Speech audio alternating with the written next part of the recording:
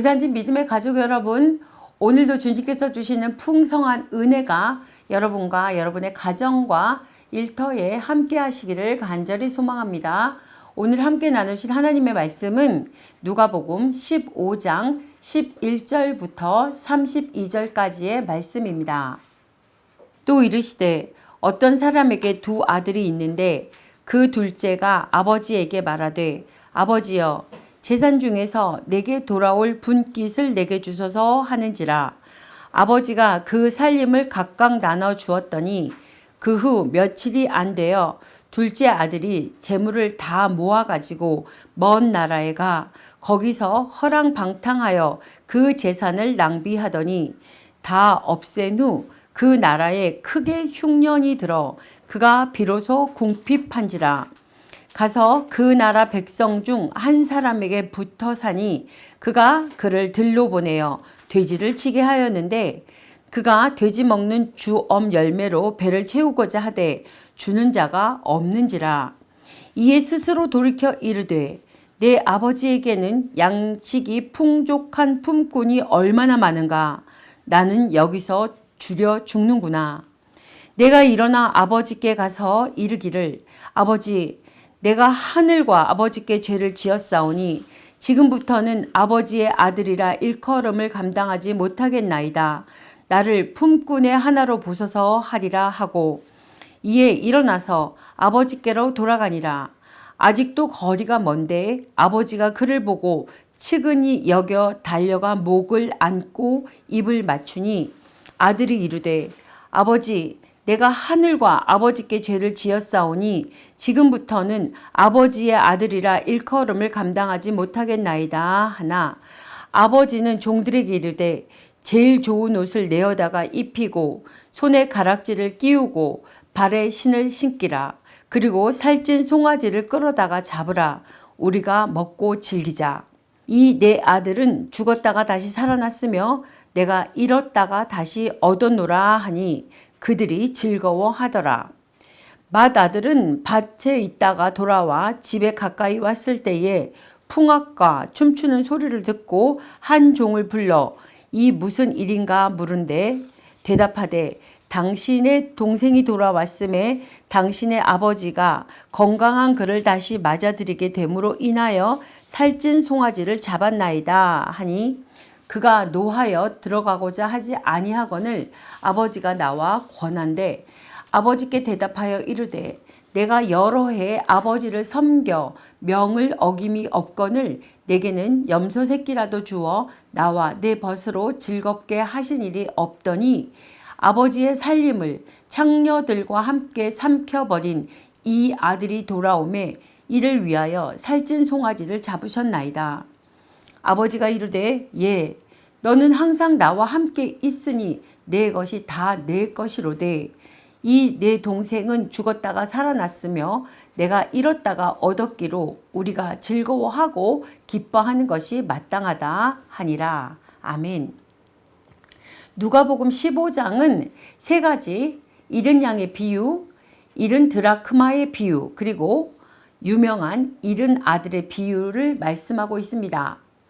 잃은 당신의 자녀를 찾으시는 하나님의 구원의 은혜와 사랑을 강조하는 세 가지의 비유입니다.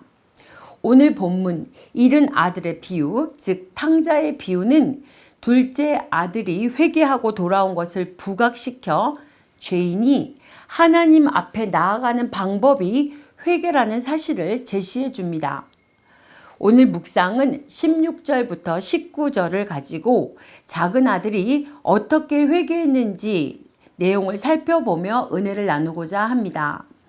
우리는 이 작은 아들의 회개하는 모습을 통해서 진정한 회개의 모습을 모범으로 볼 수 있습니다. 첫 번째로 작은 아들은 자신의 참된 처지를 깨달았습니다. 자신이 사랑도 정의도 없는 세계에 살고 있다는 사실과 자신이 죽어가는 존재임을 깨달은 것입니다. 회개는 자신이 하나님의 세계와 멀리 떨어진 죄악의 세계 속에 거하고 있다는 사실을 깨달은 데부터 시작됩니다. 그래서 자신이 하나님의 은혜와 진리와 사랑 속에 거하지 못하므로 자신의 영혼이 죽어가고 있음을 깨달아야 합니다. 영적 위기 속에 있는 자신의 처지를 정확하게 간파하는 사람이 진정한 회개의 길로 갈 수 있습니다. 이런 위기의식을 느끼지 못하면 회개도 형식적으로 하게 되거나 해도 간절한 것이 되지 못합니다. 두 번째로 작은 아들은 스스로 돌이켜 회개했습니다. 회개하고 싶지 않은데 타인의 강요 때문에 또는 체면 때문에 억지로 행하는 회개는 하나님께 상달되지 않습니다. 하나님은 스스로 자신을 죄인으로 고백하고 자발적으로 회개하는 자들을 기뻐하십니다. 역대하 7장 14절 말씀에 내 이름으로 일컫는 내 백성이 그들의 악한 길에서 떠나 스스로 낮추고 기도하여 내 얼굴을 찾으면 내가 하늘에서 듣고 그들의 죄를 사하고 그들의 땅을 고칠지라 라고 말씀하고 있습니다. 세 번째로 작은 아들은 의지를 동반한 회개를 했습니다. 18절에 보시면 내가 일어나 아버지께로 가서 라고 했고 또 실제로 20절에 보시면 아버지께로 돌아갔습니다. 여러분, 진정한 회개는 감정으로만 하는 것이 아니고 실천적인 의지가 동반되어야 합니다. 바리새인들은 이 의지가 없이 감정적으로 또는 형식적으로 회개하는 신용만 했기에 주님께서 그들을 위선자라고 부르셨습니다. 회개는 반드시 의지적인 실천이 따라야 하는 사실을 잊지 말며 입술로만 하는 것이 아니라 행동으로 회개하는 것이 참된 회개입니다. 네 번째로 작은 아들은 자신의 죄를 낱낱이 자복했습니다. 이렇게 자신이 행한 죄를 낱낱이 숨김없이 하나님께 자복하는 회개가 참된 회개입니다. 잠언 28장 13절에 자기의 죄를 숨기는 자는 형통하지 못하나 죄를 자백하고 버리는 자는 불쌍히 여김을 받으리라고 말씀하셨습니다. 이스라엘의 초대 왕이었던 사울과 다윗을 살펴보면 사울은 사무엘의 제사장직을 침해하고도 죄를 자복하지 않고 핑계만 댔습니다. 또 아말렉을 진멸하라는 명령을 어겼을 때도 죄를 자복하지 않고 또 다른 핑계만 댔습니다. 그 결과 사울은 하나님께 신임을 잃은 자가 되어 패망하는 길로 갔습니다. 그러나 다윗은 우리아의 아내를 간음하는 죄를 범했고 우리아를 전쟁으로 보내 죽이는 살인죄까지 범했습니다. 그 일로 인해 그는 선지자 나단으로부터 준엄한 책망을 받았는데 책망을 듣자 그는 즉시로 내가 여호와께 죄를 범하였노라고 자복했습니다.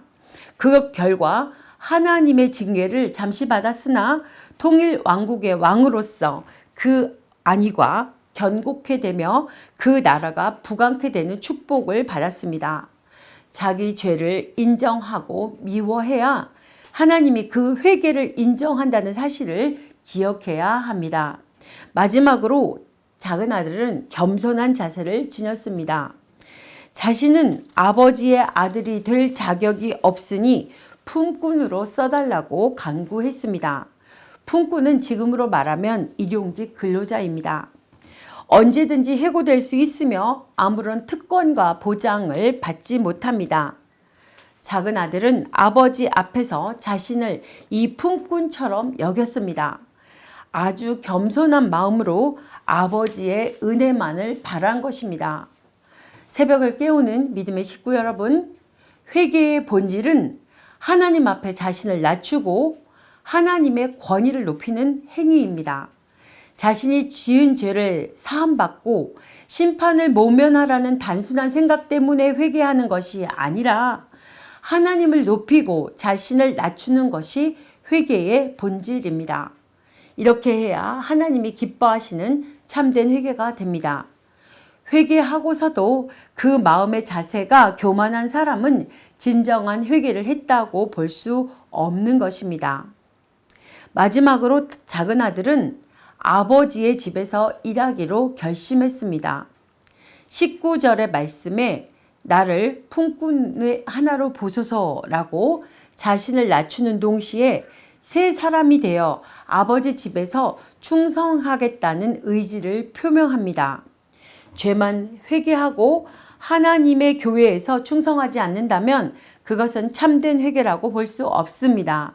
사도 바울처럼 회개하고 열심히 온 힘을 다해 하나님의 교회의 일꾼으로 충성하는 성도가 진실한 회개를 한 성도입니다. 자신을 죄의 종에서 의의 종으로 드리는 결단을 해야만 합니다. 이처럼 스스로 자신의 처지와 죄를 깨닫고 의지적으로 하나님께로 돌아가며 죄를 자복하고 겸손히 하나님께 충성하는 것이 참되고 진실한 회개의 내용임을 기억하고 이를 회개의 본으로 삼는 저와 여러분이 되시기를 간절히 소망합니다. 기도하시겠습니다. 긍휼이 많으신 하나님 아버지, 우리는 알게 또는 모르게 죄를 짓습니다. 둘째 아들의 회개를 본받아 우리도 주님 앞에 죄를 지었을 때 회개하며 주님께서 주시는 참 기쁨을 누릴 수 있도록 인도하여 주시옵소서. 예수님의 이름으로 기도드립니다. 아멘.